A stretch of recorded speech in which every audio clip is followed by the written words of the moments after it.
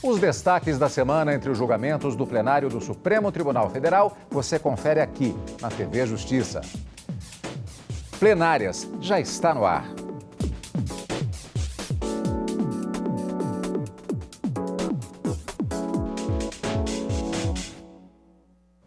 Hoje, com os principais momentos das sessões dos dias 25 e 26 de novembro de 2020. Karina, tivemos a finalização, portanto, depois de várias sessões em que houve teses apresentadas, debates, inclusive no último dia, já no finalzinho do julgamento, houve alguns ajustes em relação ao tema, como você mesma diz, complexo, que é a questão da possibilidade de alegação de motivos religiosos, de crença religiosa, em duas situações específicas. A realização de concurso público e mudança de data de algumas regras em relação a essa alegação e também estágio probatório de servidor e a possibilidade de apresentação de obrigações alternativas também pela alegação de crença religiosa. Tivemos a finalização desse julgamento. É isso aí, Cadu, um julgamento que vem sendo discutido há 2 semanas no plenário do Supremo Tribunal Federal e teve a sua conclusão nessa semana, na quinta-feira, com os votos de todos os ministros, fazendo, de uma certa forma, uma divisão no plenário acerca desse entendimento.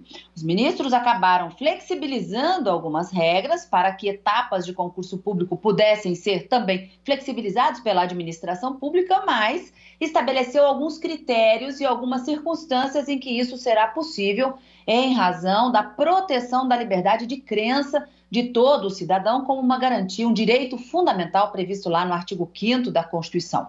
A gente vai falar sobre essas limitações, mas de antemão eu gostaria já de deixar bastante claro de que não é a possibilidade de se alegar um motivo de crença para não realizar, por exemplo, um concurso público de provas objetivas que caia no sábado ou no domingo, pedindo para que uma outra data seja marcada. Não. O ministro Luiz Roberto Barroso foi bastante claro ao trazer essa observação logo no finalzinho do julgamento desta quinta-feira.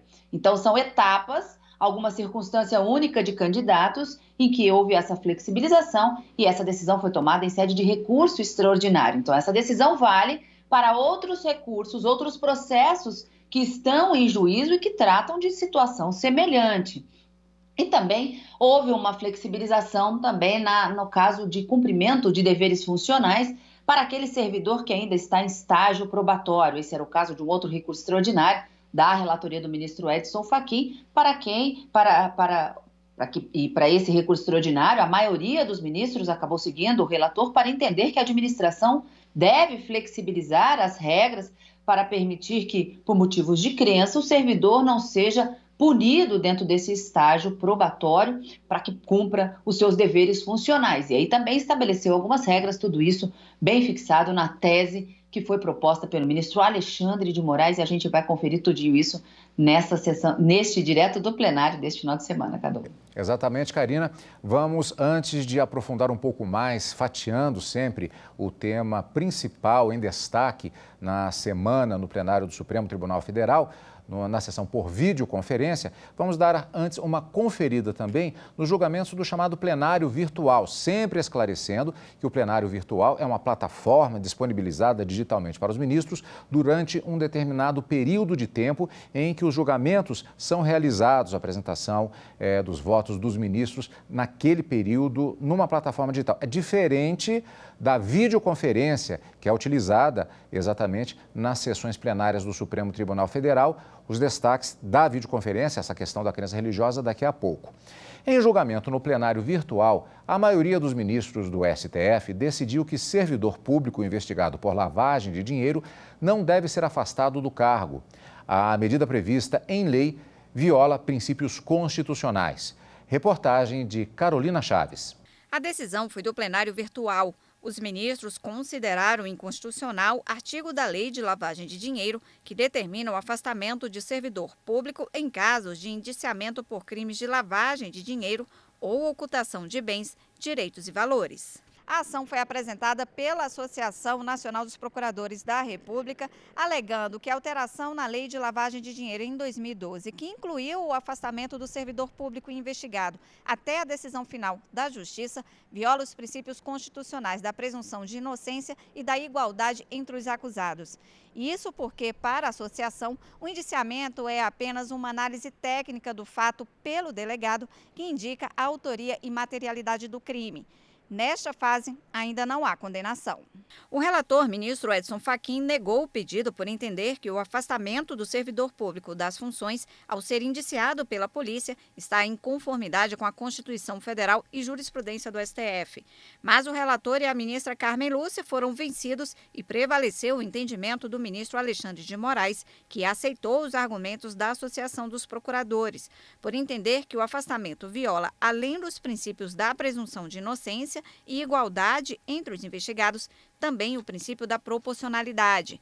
Com isso, o indiciamento de servidor público por crimes de lavagem de dinheiro não acarreta no afastamento das funções.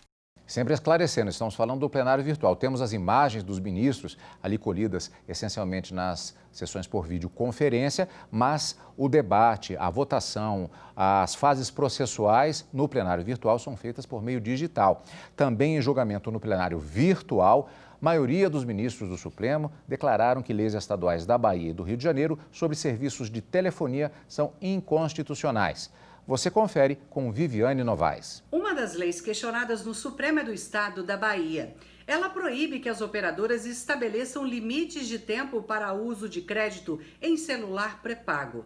Para a relatora ministra Carmen Lúcia, a competência para legislar sobre telecomunicações é da União e não dos estados. A outra lei é do Rio de Janeiro, que prevê o seguinte: os serviços de caixa postal, chamada em espera, conferência e identificador de chamadas podem ser cobrados. Mas a relatora desse caso, a ministra Rosa Weber, lembrou que o STF tem reconhecido que as normas estaduais não são legítimas, porque interferem na estrutura da prestação do serviço público e no equilíbrio dos contratos administrativos. Nas duas ações, a maioria dos ministros seguiu o voto das relatoras. E vamos para as sessões por videoconferência, sessões presenciais, nesta metodologia, utilizando a tecnologia neste período de pandemia.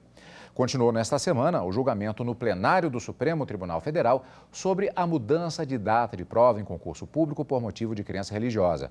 E os ministros também avaliaram se o gestor é obrigado a providenciar outra tarefa para servidor em estágio probatório com impossibilidade de exercer a função exatamente em virtude da alegação de crença religiosa. Antes de rever como foi mais essa etapa do julgamento, vamos saber um pouco mais sobre o assunto com Evne Araújo, que mostra o julgamento na semana anterior, quando votaram os relatores dos dois processos, começando com o ministro Dias Toffoli. O ministro Dias Toffoli, relator de um dos recursos, apresentou o posicionamento dele sobre o assunto. Para Toffoli, a administração pública deve avaliar a possibilidade de concurso em dia e hora que conciliem liberdade de crença. O ministro propôs ainda que sejam mantidas a validade das provas realizadas por força judicial até o fim do julgamento, em razão da segurança jurídica. Admitir a criação de condições especiais ao exercício de faculdades legais embasada na crença religiosa é estabelecer privilégio não extensível aos que têm outras crenças ou simplesmente não creem. Tendo em vista que o direito fundamental à liberdade de crença não se encontra sozinho no ordenamento constitucional, há que se estabelecer, portanto, fronteiras ao exercício do direito à liberdade de credo. O ministro Edson Fachin divergiu. Ele votou no sentido de que é dever do gestor público disponibilizar datas e horários alternativos para a realização de concurso público de quem tem restrições quanto a questões religiosas. São práticas que devem ser adotadas pelo Estado, pelo poder público, na medida em que representam concretização do exercício da liberdade religiosa sem prejuízo de outros direitos fundamentais.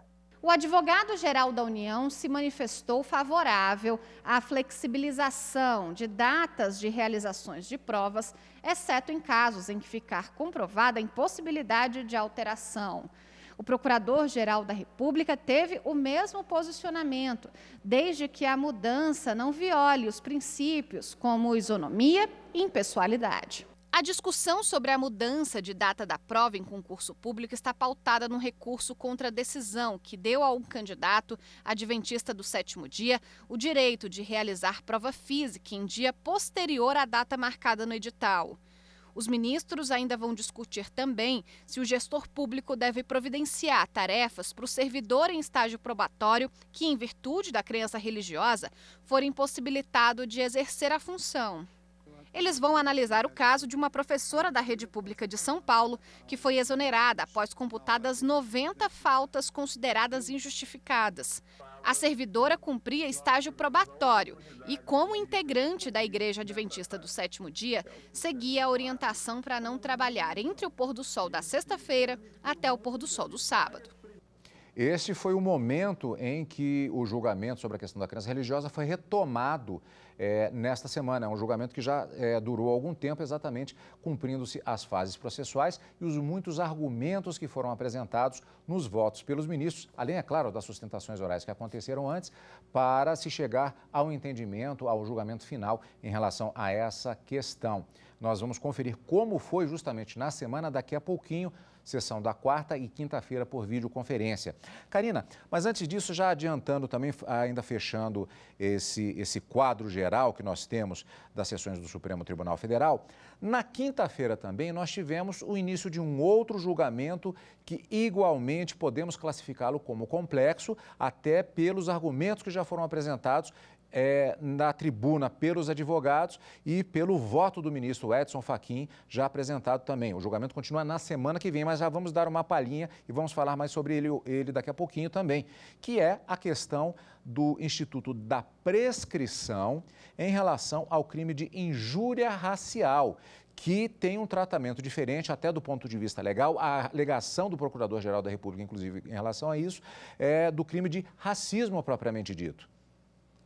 É isso aí, Cadu, um habeas corpus que foi interposto no Supremo Tribunal Federal contra uma decisão da sexta turma do STJ, que aplicou a esse crime de injúria racial, a que a paciente foi condenada, a mesma previsão constitucional para o crime de racismo, ou seja, são crimes tidos como imprescritíveis. A gente vai explicar um pouquinho mais no segundo bloco sobre qual é essa discussão que houve lá no STJ e de que maneira esse habeas corpus chega ao Supremo Tribunal Federal com a alegação de que o crime já estaria prescrito, uma vez que a paciente contava com mais de 70 anos na data da sentença, o que reduziria o prazo prescricional pela metade, mas e que ela busca, de toda forma, afastar essa interpretação do STJ de que, assim como o crime de racismo previsto na Constituição, o crime de injúria racial estaria dentro deste mesmo cenário e deveria ser considerado imprescritível. Esse foi o entendimento do STJ e o ministro Edson Fachin, relator desse habeas corpus, já votou nesse mesmo sentido, Cadu. Mas mais informações a gente vai ver logo mais no segundo bloco. Vamos fazer um pouco de suspense. Qual terá sido o voto do ministro relator Edson Fachin? E você vai ver também como foi o encerramento em 2 sessões, na quarta e quinta-feira, em videoconferência, sobre a questão da crença religiosa como diferencial em relação a concurso público e servidor em estágio probatório. Daqui a pouquinho, logo depois do intervalo, aqui no Plenárias.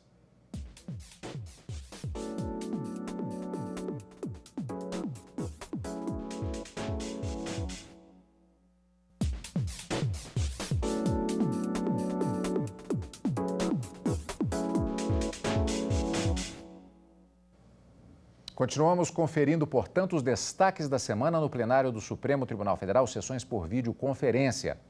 Vamos conferir como foi o julgamento conjunto sobre o argumento de crença religiosa como diferencial em relação ao concurso público e também servidor em estágio probatório.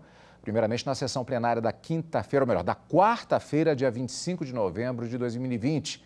Reportagem de Ricardo Moreira, que mostra a retomada da coleta de votos quando o ministro Dias Toffoli apresenta voto no processo do outro relator desse julgamento conjunto, de relatoria do ministro Edson Fachin. Nessa quarta-feira, o julgamento foi retomado com o voto do ministro Dias Toffoli no recurso de relatoria do ministro Edson Fachin. Para Toffoli, a administração não tem o dever de disponibilizar, por motivo de crença religiosa, tarefas alternativas a servidor público em estágio probatório. O ministro avalia, no entanto, que a administração tem liberdade, sim, para atender casos específicos, desde que haja conciliação entre o pedido do servidor e o interesse público. Inexiste dever do administrador de, em face do direito à liberdade de consciência e de crença, disponibilizar a servidor público em estágio probatório forma alternativa de cumprimento de seus deveres funcionais, sem prejuízo da possibilidade de avaliação administrativa quanto à conciliação do interesse público com o atendimento do pleito do servidor. O ministro Nunes Marques também votou no sentido de que a administração pública não tem obrigação de formular datas adicionais em concurso público a candidatos que aleguem impedimento por motivo de crença religiosa, nem tarefas alternativas a servidor público em estágio probatório que tenha restrições de horário de trabalho por causa da orientação de sua igreja. O ministro Alexandre de Moraes considerou em seu voto que é possível a compatibilização de datas e horários, desde que isso não caracterize desvirtuamento do direito constitucional que o cidadão tem de se recusar a cumprir determinada obrigação contrária à sua crença religiosa. O poder público não precisa se prender aos dogmas religiosos. Obviamente que não. Agora, também não seria razoável, já a priori, sob pena de se afastar, ao meu ver, totalmente a garantia constitucional da liberdade de crença, de culto de crença, não seria razoável impedir-se a priori que, em virtude de determinada religião, uma pessoa estivesse, na prática, terminantemente impedida de pleitear acesso a determinado cargo público via concurso. O ministro Ricardo Lewandowski votou acolhendo, segundo ele, parte das duas teses levadas ao plenário pelos relatores dos recursos julgados. Não há direito subjetivo à remarcação de data e horário diversos daqueles determinados previamente por comissão organizadora de certame público ou vestibular por força de crença religiosa. Até aqui, estou concordando integralmente com o eminente ministro Dias Toffoli. No entanto, eu vou um pouco mais além. Devendo a administração pública, no entanto, observado o postulado da razoabilidade e desde que não lhe acarrete um ônus desproporcional, avaliar a possibilidade da realização de concurso em dia e horário que conciliem a pretensão do candidato com o princípio da isonomia e a prevalência do interesse público. Após o voto do ministro Ricardo Lewandowski, a sessão foi suspensa. O julgamento deve ser retomado na sessão desta quinta-feira, com o voto do ministro Gilmar Mendes. E foi retomado na sessão plenária da quinta-feira e não parou por aí. A questão de argumentos apresentados, existe um princípio do livre convencimento do juiz, existe o princípio do colegiado, a apresentação de argumentos entre os ministros para que haja a tentativa de se chegar a uma decisão conjunta ou por maioria, e a própria colocação do ministro Ricardo Lewandowski que vimos agora, ela sofrerá modificações. Na verdade, houve várias modificações em relação à procura da tese de repercussão geral que foi elaborada, como inclusive já adiantou a Karina no início do programa de hoje, e nesse sentido ainda temos muito debate que aconteceu na sessão plenária da quinta-feira, que ao fim e ao cabo, o plenário do Supremo Tribunal Federal decidiu exatamente na sessão da quinta-feira, por maioria de votos, que a administração pública pode implementar medidas alternativas que atendam a quem, por motivos religiosos, tenha restrição de horários para realizar concursos públicos ou cumprir o estágio probatório no serviço público. Por maioria de votos, o plenário do Supremo Tribunal Federal determinou em que condições a administração pública pode flexibilizar cronogramas de concursos públicos e jornadas de estágio probatório a quem alegue restrições por motivo de crença religiosa. A maioria da Corte votou no sentido de que essa flexibilização não pode acarretar ônus à administração pública e nem violar princípios como a razoabilidade e isonomia. A decisão foi tomada com base em 2 casos específicos, em um deles envolvendo um candidato que obteve na Justiça o direito de realizar prova de aptidão física em concurso público em data diversa do previsto em edital. No outro, uma professora reprovada no estágio probatório por descumprir o dever de assiduidade ao não trabalhar entre o pôr do sol de sexta-feira e o de sábado. Foram 3 sessões de julgamento e o plenário ficou dividido. De um lado, os ministros que votaram no sentido de que a administração não tem o dever de flexibilizar regras de concurso ou estágio probatório por motivo de crença religiosa. Os ministros Dias Toffoli, Gilmar Mendes e Nunes Marques integram o grupo que seguiu esse entendimento. Quantas comarcas sequer tem juiz? E daqui a pouco o juiz diz que não atua no plantão. E essa questão vai se colocar. Ou o médico. Então, é preciso que realmente essas ressalvas sejam devidamente amarradas para que o serviço público continue a ser aquilo que deve ser, que é serviço ao público. O Poder Judiciário não vai poder contestar alguma religião que seja amanhã criada, ou que alguém venha aderir, ou declarar aderir, uma pequena igreja do interior do estado do Maranhão, por exemplo, que vai guardar segunda-feira, quarta, ou outras medidas pessoais que o fiel tenha que adotar segundo a sua religião. No entanto, acompanhando o voto do ministro Edson Fachin, prevaleceu o entendimento de que deve haver por parte da administração pública a análise de possível compatibilização de datas e horários das provas, salvo se essa medida resultar em prejuízos ao interesse público ou violação do princípio da isonomia.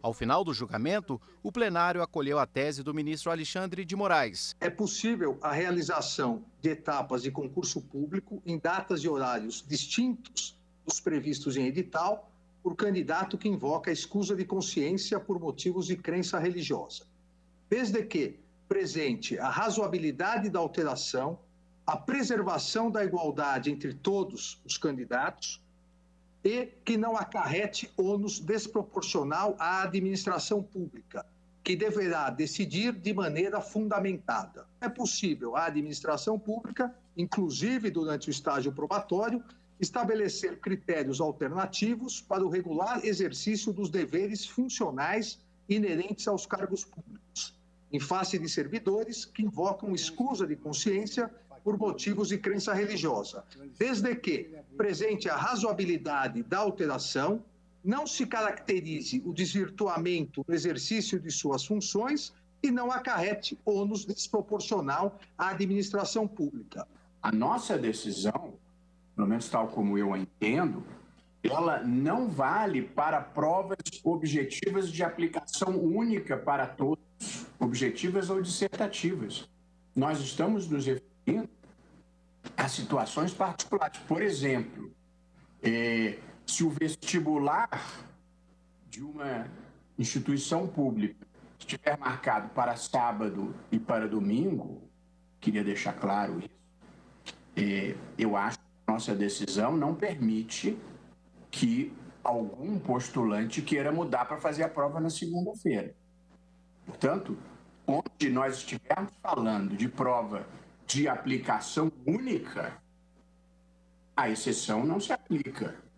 Agora, sempre que for possível individualizar a situação sem ônus desproporcional e com razoabilidade, aí se aplica. Com a decisão, o STF rejeitou o recurso da União que questionava a decisão da Justiça Federal ao permitir que um candidato membro da Igreja Adventista realizasse uma etapa do concurso público em data diversa do previsto em edital e acolheu um recurso de uma professora adventista contra a decisão do Tribunal de Justiça de São Paulo, que havia mantido a reprovação da servidora no estágio probatório por descumprir o dever de assiduidade, ao não trabalhar entre o pôr do sol de sexta-feira e o de sábado.